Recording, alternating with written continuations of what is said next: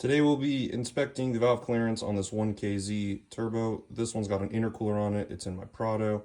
Got the radiator out, so while it's out of commission for now, we're just going to pop the valve cover off and take a look. These are the tools I use to inspect the valve clearance. You've got a set of feeler gauges, obviously, a 1/2-inch ratchet with a 22mm socket, a set of pliers, 3/8 ratchet, 10mm socket, 12mm socket, and a flat blade screwdriver. First thing we got to do is remove this intake hose. It goes over here, across the valve cover, and down towards the turbo. Right here we've got a mounting bolt there, a mounting bolt there. We're going to loosen up these hose clamps and pop it out. Taking off the mounting bolts for this air pipe, 12mm semi-deep socket fits perfect right here. Break it loose, take that one out, take that one out right there. We've got a plastic locator for one of the wire harnesses right here. Press in on either side of the flathead and it should pop right out. We popped off the air boot, popped off the mounting points, popped off the plastic harness connector, and now for the somewhat tough part is we have to loosen up the hose clamp down there on the turbo. It's just one of these, so use a 10mm ratcheting wrench or like a 1/4-inch socket with a ratchet. You'll get it. With it out, this is what you're looking at. And this is the clamp that we're after. With the air duct out of the way, now we can take off the intercooler. First step is we'll take off the charge pipe. It has a gasket on there. Make sure you get a new one. I'll take a picture of the part number in a little bit and I'll put it in the video. Here are the part numbers for the valve cover gasket and that intake manifold gasket off the charge pipe. After we unbolt the charge pipe, we take off this intercooler mounting bolt here, and there should be another one in the back. Here I am on the left side of the engine. We've got hose clamps here for the cold side of the intercooler. You're going to undo those. There's, I'm assuming, is the bar sensor right here. We're going to take off the electrical connector there. We might have to move the vacuum filter out of the way. And then on the back, we have that other mounting bolt I was talking about. And then right here, I'm pretty sure is the air temp sensor, so we're going to disconnect that. We've got the charge pipe unbolted. Like I said, there's the gasket. I've just reinstalled the nuts and bolts there.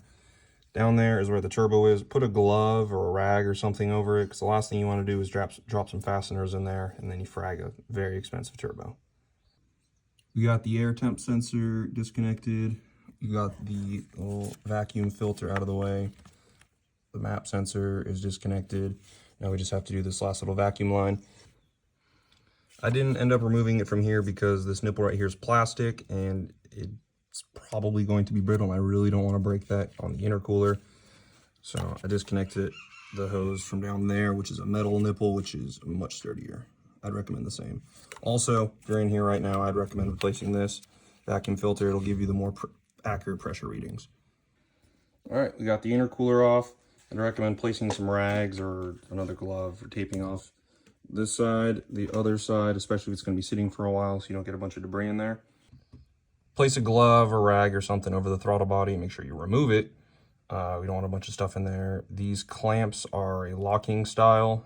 I couldn't get mine to cooperate, so they did not lock for me. Now to remove the valve cover, we've got a bunch of 10mm head bolts, and there's a few nuts on here. And then we have this PCV hose as well. Be gentle with these. They like to be brittle. Use a flathead. Heat it up with a heat gun if you need to. Try your best not to break them. A 12mm head bolt right here that goes to the cylinder head. Break that loose. Take it out. Got that guy out. Using a flathead. This feels relatively soft, so I'm not too worried about it. Put my flathead here. Pop it off. Put it out of the way. Now I'm going to go around and remove all the valve cover bolts and nuts.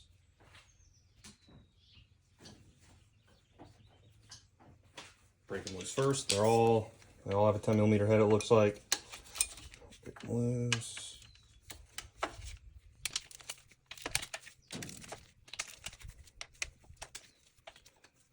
Valve cover's leaking a little bit of oil anyway, so it's good reason to get in here and replace it while after we check the clearance.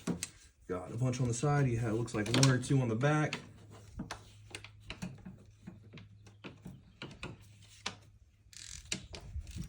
them loose. Over to the other side. Loose. Loose. And then load that back here. It's a little tough to get to.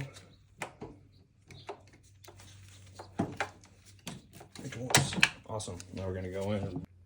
Once you have all the bolts out that hold the valve cover on, use a pry bar and gently pry on it. It's plastic, so be careful, work your way around if you need to. The gasket can kind of shrink on there, so be gentle with it. Now we're gonna go ahead and, starting at cylinder 1, go through and measure the valve clearances. Take your ratchet with a 22mm socket, and we're just gonna turn the engine over by hand until this first camshaft lobe is pointing directly upward. If you have something blocking that inlet right there, take it off, because as we rotate the engine over, we're going to create vacuum and we don't want to suck like a rag or the glove in there. Get yourself a piece of cardboard or paper and draw yourself a little diagram like this. Make sure you reference which way is the front, or however you can keep track of it, and then draw something like this so we can take our measurements and we know exactly which is which. Take your feeler gauges and you're going to insert it underneath the camshaft lobe and the adjusting shim, like so. Just going to take your measurement. You want it to feel kind of snug going through. These come usually in various thousandths of an inch sizes, but we're going to take the metric measurement, so if your feeler gauge doesn't read in metric, you're going to have to convert it. I'll post the equation in a bit, but you want to find a feeler gauge that fits underneath. And if it feels too loose, go to the next size up. If that size is a little too tight of a fit and doesn't want to move in, that's usually the size I go with. I run the tolerances a little tight, but that's how we do it. Move it, rotate the engine over, take your measurements, and once you do that, we're going to start converting and see what sizes we need. These are the measurements I got, my odd numbers, so 1, 3, 5, 7. Those are my intake valves. The correct clearances for those are 0.2 to 0.3 millimeters, and then our exhaust clearances, which are the even numbers 2, 4, 6, 8, that is 0.25 to 0.35 millimeters.